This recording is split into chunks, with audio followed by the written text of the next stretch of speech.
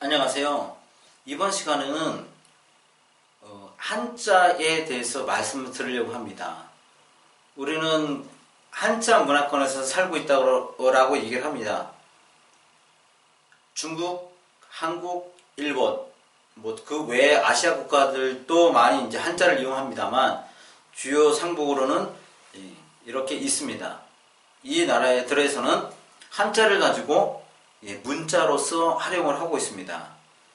그런데 한글로 중국어를 배울 수 있다라고 한글 중국어라는 걸 말씀을 드리면 거의 99%는 반대를 하십니다. 그 이유를 드는 것이 중국어의 발음을 갖다가 한글로는 절대 표기할 수 없기 때문에, 특히나 성조 이런 것들을 말씀하세요. 음의 높낮이 이런 것들을 한글로 표기할 수 없기 때문에 안 된다라고 얘기합니다. 그러면 제가 한번 물어보고 싶어요. 한자로는 그러면 중국어의 소리를 표기할 수 있나요? 지금은 그래도 그 위에 한화병음이라고 그래갖고 위에 그 로마자가 있고 그다음에 로마자에다 점을 이렇게 찍습니다. 그래가지고 이제 그거를 사성을 표기하지만 순수하게 한자 자체에는 사성이 있나요? 없지 않나요? 한자로 표기할 때 사성이 표시가 안 됩니다.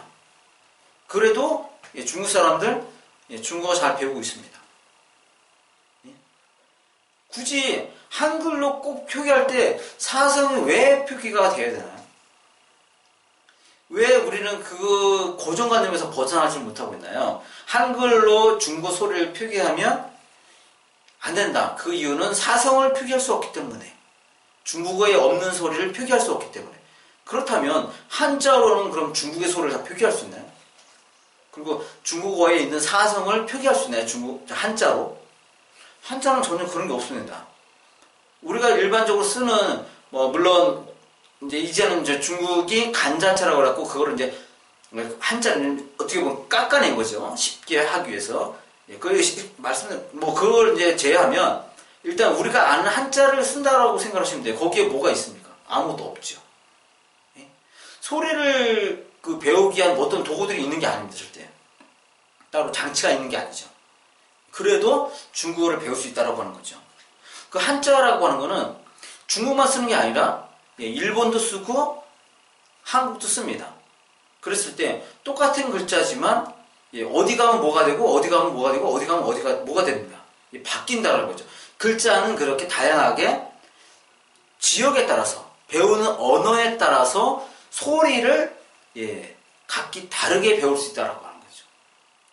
그러니까 중국 사람이 한자를 가지고 배울 때 그거를 우리처럼 그 한자를 익히지는 않는다라고 하는 겁니다. 그러니까 비슷하게 읽으면서도 그 음을 다르게 읽을 수 있다는 거죠. 여러분들 말씀하신 것처럼 사성을 곁들여서 읽을 수 있다는 거죠. 우리는 똑같은 글자를 읽을 때 사성을 곁들이지 않고 읽을 수 있는 거예요. 글자는 똑같은 거죠. 한자라고 하는 글자는 똑같다는 거죠. 그렇지만 중국 사람은 그 한자를 읽을 때 사성을 곁들여서 읽을 수도 있고 우리는 사성을 곁들이지 않고 읽을 수 있는 거죠. 한글도 마찬가지입니다.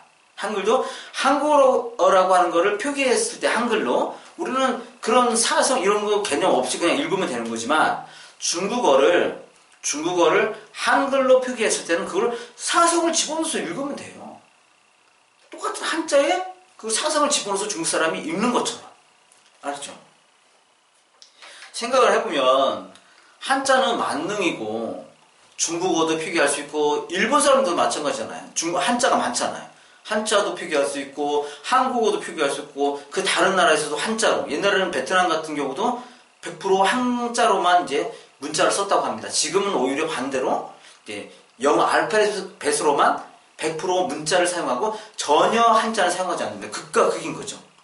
아무튼 그렇게 다른 나라에서도 한자를 사용할 수 있다라고 하는 겁니다. 그런데도 불구하고 왜 우리는 이 자랑스러운 한글을 놔두고 한글의 그 우수성을 믿지를 못하고 오직 우리는 한글은 한국어만 표기할 수 있다. 이런 생각만 하시나요? 그게 아니라 한글로도 일본어도 배울 수 있고 중국어도 배울 수 있고 한국어도 배울 수 있고 그다음에 이탈리아어, 프랑스어, 독일어 이런 거 다 배울 수 있다는 겁니다. 그 장소에 가면 한글이 변하면 돼요. 자기가 한글이 변할 수 있다는 거예요. 고정된 게 아니라는 겁니다. 한글은 글자라고 하는 거는 그림이에요. 그림. 쉽게 얘기해서 어떤 그림을 그렸어요. 그 그림을 보는 사람마다 다르게 볼 수 있잖아요. 똑같이 보는 게 아니라는 겁니다.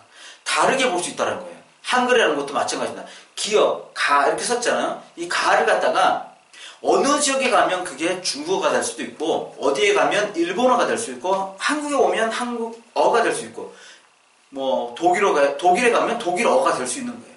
그걸 독일 사람들이 읽으면 독일어에 맞게 그거를 가공해서 읽으면 된다는 겁니다. 왜 우리가 그렇게 우수한 한글을 가지고 있으면서 우리 스스로 이게 한글은 요거밖에 못해! 이렇게 하고 있나요? 한글은 흔히 말하는 세계 최고의 문자입니다. 그 이름에 걸맞는 능력이 반드시 있다라고 하는 겁니다. 괜히 그런 말을 붙이는 건 아니거든요. 그러니까 우리 스스로 한글을 만드신 그 세종대왕이 우리 선조잖아요. 예. 그 세종대왕의 그 놀라운 그 창조성, 그걸 믿으신다면, 우리가 이제는 이제 만들었잖아요. 세종대왕이 그 이제 한글이라는 걸 만드셨으니까, 이제는 우리는 그 한글을 세계 모든 곳에 퍼뜨리는, 보급하는 그런 일에 좀 이렇게 나서야 되지 않을까 생각을 합니다. 선조가 해주신 놀라운 일을 우리가 계승 발전해서 세상의 모든 언어를 배우는데 한글을 적극적으로 사용할 수 있도록 힘썼으면 좋겠습니다. 지금 당장은 영어, 중국어, 일본어 이런 외국어를 한글로 배우는 데 있어서 안 된다라고 하는 부정적인 생각보다는 할 수 있다는 생각을 하셨으면 좋겠습니다. 분명히 할 수가 있습니다. 한자가 여러 나라의 언어를 표기하는 것처럼 한글은 더 잘 표기할 수 있기 때문입니다. 이상으로 마치겠습니다. 감사합니다.